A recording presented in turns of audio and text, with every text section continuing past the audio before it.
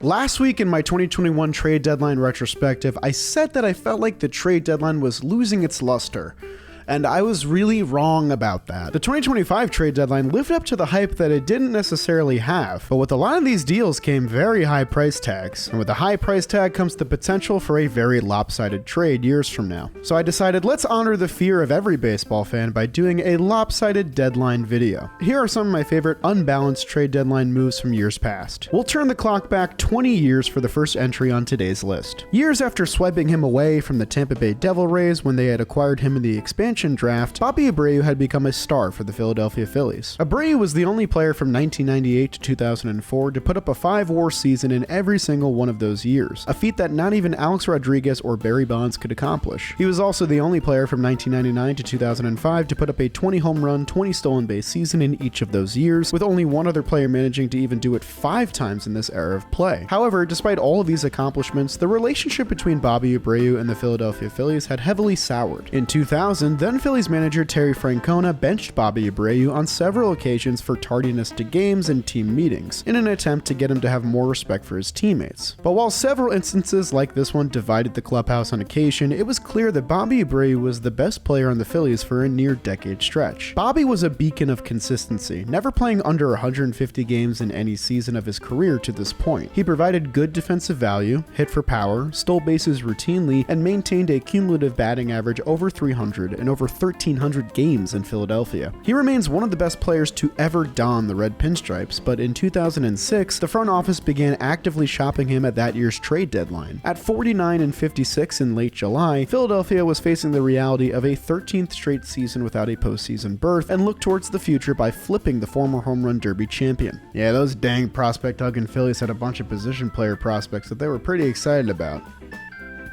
And for good reason. Attempting to clear the way for their roster, the Phillies linked up with the New York Yankees, who were unexpectedly in need of an effective right fielder due to a wrist injury to slugger Gary Sheffield. Despite having a no-trade clause in his current deal, the 33-year-old Bobby Abreu waived said clause to become a new corner outfielder in the Bronx. Though Philadelphia freed themselves of a grand majority of the money owed to Bobby Abreu, that would be about the only benefit of this trade for this team. The Yankees would send a prospect package including their number 4 prospect, shortstop C.J. Henry, as well as 3 other pitchers who didn't rank inside the Yankees' top 30 prospects in 2006. It's hard to believe that a package this light was able to bring the Yankees a 2-time All-Star outfielder with over 100 RBI and 100 walks in 4 of his last 5 seasons. And in the end, the prized prospect, C.J. Henry, never even made it to the major leagues and ended up pursuing a basketball career. The Phillies pushed to acquire the Yankees' number 1 prospect, right-hander Phil Hughes, to which New York refused. Bobby Abreu's best years were definitely still with Philadelphia, but he was still very much a productive right fielder at Yankee Stadium. Abreu would lead the majors with 124 walks in that first season in 2006 when he split time for both teams. And overall, Abreu slashed an OPS 20% better than league average in nearly 400 games in pinstripes, collecting at least 15 home runs and 20 stolen bases in each of his 3 seasons with the Yankees. New York reached the playoffs in both 2006 and 2007, but were eliminated in the first round both times, and Abreu would sign with the Los Angeles Angels soon after. The Phillies prospects might have all ended up as disasters, but the organization didn't seem to mind, as a stretch of 5 straight division titles and a World Series win would immediately follow the departure of Bobby Abreu, which is probably why you don't hear much about this trade ever. In a way, it was a win-win deal. Our next entry, though, is not a win-win deal, not by any stretch of the imagination. In the final years of what would end up being a Hall of Fame career, Larry Walker remained a productive outfielder for the Colorado Rockies even in his late 30s. Walker is one of just 17 different players in the expansion era dating back to 1961 to manage a 5-WAR season with an OPS 50% or better than league average at age 35 or older. But in the year that followed, Larry Walker began to battle recurring injuries all over his body, resulting in surgery for a torn labrum and damaged meniscus in the offseason following 2003. When a groin strain caused Walker to miss over 2 months of games in the next season, the Cooperstown-bound slugger recognized the writing on the wall that he didn't have much time in MLB left. Colorado hadn't made the playoffs since Walker was first brought into the fold in 1995, even despite the fact that Walker took pay pay cuts and deferments in the early 2000s to ensure that the front office could sign top free agents. After a decade straight of losing baseball, Larry Walker asked to be traded to a contender in the final years of his career, to which the Rockies obliged. The initial trade that involved Larry Walker had him going to the Texas Rangers, who at the end of July in 2004 led the American League West division with a 57-44 record. However, based on the recent track record of the team, Larry Walker decided to veto the swap. And this trade actually would have delivered the Colorado Rockies a prospect at second base by the name of Ian Kinsler. Not to torture Rockies fans, but imagine the middle infield duo of Ian Kinsler and Troy Tulowitzki for a decade stretch. Kinsler also would have been the second baseman on the 2007 team, whose position that was clearly the weakest was second base. It's just wild to think about. Instead, Larry Walker became a fixture in a potent St. Louis Cardinals lineup in 2004, joining the World Series bound squad in the first week of August. Walker, who held an OPS over 1,000 at the time of the trade, slotted in the two-hole ahead of a gauntlet of sluggers in Albert Pujols, Scott Rowland, and Jim Edmonds, helping bolster what was already the best offense in the National League that year. A reinvigorated Larry Walker clubbed 11 home runs in just 44 games down the stretch for his new ball club, helping the St. Louis Cardinals win 105 games that year. Walker's momentum would carry over into his first deep postseason run of his 17-year career as well. He would homer twice in the Division Series, twice in the Championship Series, and twice in the World Series, in one of the most underrated playoff performances in recent baseball history. He became just the 11th player in MLB postseason history with that many home runs in a single October run to that point, but he was also one of 3 players to do it in 2004 alone, joined by his own teammate Albert Pujols and Astros deadline acquisition Carlos Beltran. But the St. Louis Cardinals could not fend off destiny, as the powerhouse franchise would be swept in the World Series by the Boston Red Sox, who were coming off one of the most improbable comebacks in the history of American sports. Walker did his part, hitting .357 with an OPS over 1,300 in the World Series, while the rest of the lineup as a whole would bat under 200 in that series. In roughly a full season's worth of games, Walker hit 26 home runs with an OPS over 30% better than league average in his time with the St. Louis Cardinals, despite being injury-plagued and in his late 30s. As for Colorado, instead of getting a player that would become one of the best second basemen in baseball for an entire decade, they received 3 pitching prospects from the Cardinals. Though they initially requested number 2 ranked right-hander Adam Wainwright, the Rockies instead would agree to a deal that would send them the number 3 ranked prospect Chris Narveson, as well as a pair of unranked pitchers outside of the Cardinals' top 30. Those unranked prospects saw no major league time in their professional career, while Narveson would pitch parts of 8 seasons, though he spent none of those seasons with the Colorado Rockies. I don't think I need to state the obvious here, but I will anyway. This trade is one of the all-time fleeces of mid-2000s trade deadlines, and of course it involves the Colorado Rockies. Before we get on with today's video, I want to shout out the John Boy Media Store, because you might have noticed I'm wearing a shirt that says The Happy Grape. I have my very first merch line. I've never had a merch line before. I think the shirts look awesome. They come in a different variety of colors. There's really cool creative designs that I worked with the design team and other creators on. I'm really proud of it. I'm really happy I have a merch line, because I feel like I haven't put a lot of effort into merch before. So if you're interested in buying a shirt, check out the link down below. Nonetheless, I appreciate your support, and shout out the John Boy Media merch team. They crushed this design line. I'm really happy with it, and I hope you enjoy it too.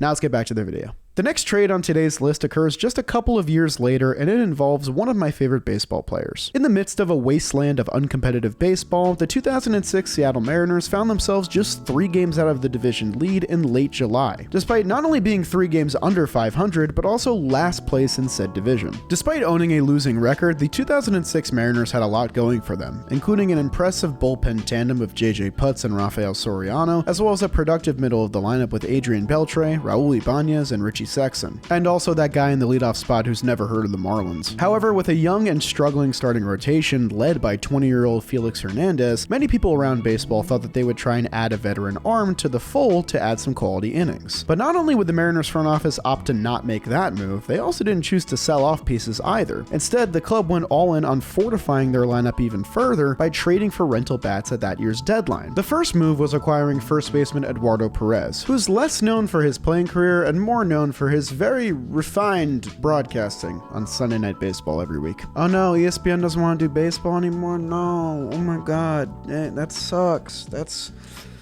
That's the worst, man. Seattle would give away their number 6 prospect, shortstop Asdrubal Cabrera, in this deal, who went on to play 8 seasons with Cleveland and rack up over 20 wins above replacement. I've covered this trade in another video before, but I need to bring it up because what's crazy is that it's only the second worst one-for-one swap between these two teams at this very trade deadline. That's because nearly a month later, the two teams would link up again, as Cleveland would send yet another first baseman to the Pacific Northwest in Ben Broussard. Broussard, who was in the midst of a solid 4-season stretch, was hitting for the best offensive numbers of his career at the time of the trade. The left-handed slugger would fail to put up the same caliber of play once he switched uniforms, however, as both he and Eduardo Perez struggled in Seattle upon their trades. Sitting 1 game under 500 on August 9th, the Seattle Mariners went into freefall, losing 10 games in a row, all of them to interdivision rivals, effectively ending their season with 5 weeks still to play. In return for Ben Broussard's services, the Mariners sent away their number 7 prospect, an outfielder by the name of Shin-Soo Choo. The Korean outfielder made his presence known immediately in Cleveland, homering off Felix Hernandez to beat the Seattle Mariners in his very first game with his new club. Choo went on to become one of the most underrated players of an entire decade in MLB with the Indians. He became one of 2 players in baseball to hit 20 home runs and steal 20 bases in both 2009 and 2010, joined by superstar shortstop Hanley Ramirez. From 2008 to 2012, the prime of his playing days in Cleveland, Shin-Soo Choo was one of just 15 MLB players with at least 4 seasons of a 125 OPS plus or better. In his total time with the Cleveland Indians, he racked up over 21 wins above replacement, hit over 80 home runs, and managed an OPS 30% better than league average. If you want to learn more about Shin-Soo Choo both on and off the field, I detailed his career in an entire separate video that I highly recommend, but all you need to know for this video is Seattle Mariners, what is you doing, baby, and Shin-Soo Choo, I love you. Okay, well, since I was mean to the Phillies at the top of the video, I need to balance out my karma as a Mets fan by being mean to the Mets in the same video. And there's a lot of material I can choose from. Referencing the New York Mets in a lopsided trades video can bring up some pretty harsh memories. Tom Seaver to the Reds, Nolan Ryan to the Angels, Jeff Kent to Cleveland, and the list goes on and on and on. But today we'll focus on a midseason swap from the 2004 season where the Mets traded an ace of the future for an ace of the present, except the ace of the present was one of the worst pitchers in baseball. In the early 2000s, the Tampa Bay Devil Rays were a wasteland of quadruple A talent and annual mismanagement, but the occasional diamond in the rough would shine through them getting pummeled in the AL East year in and year out. In 2003, 27-year-old Victor Zambrano enjoyed a career-best season. He had 12 wins on the year and an ERA slightly above league average, and just please ignore his league-leading 106 walks, 20 hit-by pitches, and 15 wild pitches for the sake of our exercise. I mean, guys, he won 12 games. He can't just stumble into that, right? In the year that followed, the franchise was facing another 90-plus loss season on the horizon and looked to sell off pieces at the midseason trade deadline. In the midst of a stretch where he pitched to a 2.98 ERA in his last 7 starts, the Devil Rays capitalized on Victor Zambrano's value by sending him to the New York Mets, who were starved for quality starting pitching. Now, there's 2 incredibly perplexing things about this trade. Number 1 is that, like the 2006 Seattle Mariners, the 2004 New York Mets were a sub-500 team when they decided to buy at the deadline. But unlike the Mariners, they weren't close to competing for the division. The second weird thing is that the New York Mets proceeded to pay an inexplicably high price for a pitcher who was on his way to leading the league in walks issued for a second straight year. In return for 2.5 years of control on Victor Zambrano, the Mets dealt away the number 12 prospect in all of baseball and the number 2 prospect in their system, left-handed starting pitcher Scott Kazmir. As for Victor Zambrano, he had been dealing with elbow soreness all season long that flared up just as he put on his new uniform, which ended his season after just 3 outings for the Mets in early August. The 2004 New York Mets ended the season 71-91, 20 games under 500 in a season where they bought at the deadline.